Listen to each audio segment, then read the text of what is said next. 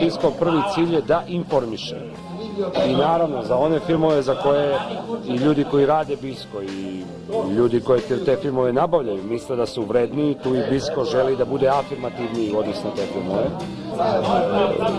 Razgovaramo i sa Mišom Paramentićem, inače piscem tekstova i voditeljem Biske. Mišo, te tekstove i to što vi vodite tu emisiju od 3 do 5 minuta, 6, 7, a koju režira inače Aca, gledaju ljudi unutrašnjosti. Ti filmovi tad dođu i unutrašnjost. I velika su reklama, ali to nije samo reklama u pravom smislu te reči reklama. To je nešto van reklame. Na granici jedne poštene, pristojne propagande i jedne dobre informacije. Znači, na granici informativnog i propagandnog. Tako smo od početka želeli, tako smo pravili, izgleda da ljudi tako i vide tu emisijicu. Znači, kao nešto što je mešavina jedne dobre informacije i jedne doze, i čak više informativnog nego reklamnog rada. Koliko sam primetio gledajući vaše emisije, Bisko se ne pravi isključivo u nekom afirmativnom smislu. Znači, ne samo hvaliti, nego... Biskov prvi cilj je da informiše.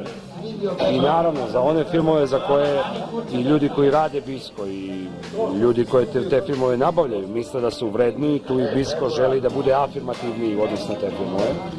Za one druge filmove, a ima naravno takih dosta osrednjih, dosta i loših, tu jednostavno nekim najblažim tekstom i jednim običnim insertom jeste, samo publici damo do znanja da je taj film na programu, bez nekih specijalnih preporuka, pohvala ili bilo čega sličnog. Kažu, zakon iz fizike još uvek važi. Što je manja površina pritiska, pritisak je veći. Mišo, kažu da iza dobrog voditelja stoji dobar pisac. Vi ste i jedno i drugo.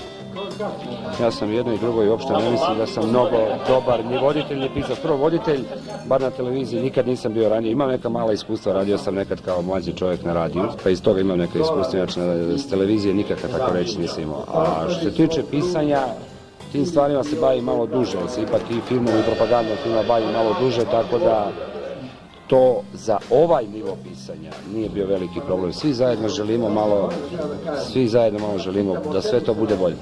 Kad se Bisko pojavio, tamo kod nas su rekli, evo Branka Cvejić.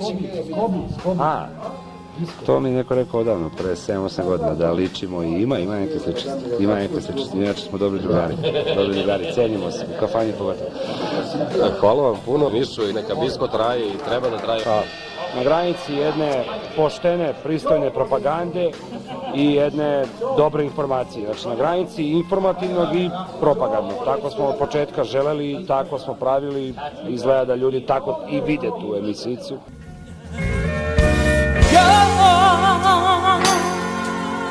Precious love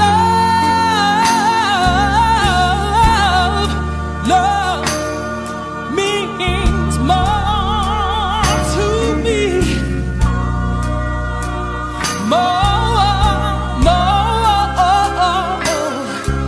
than any love can never mean, baby. Let me tell you the truth.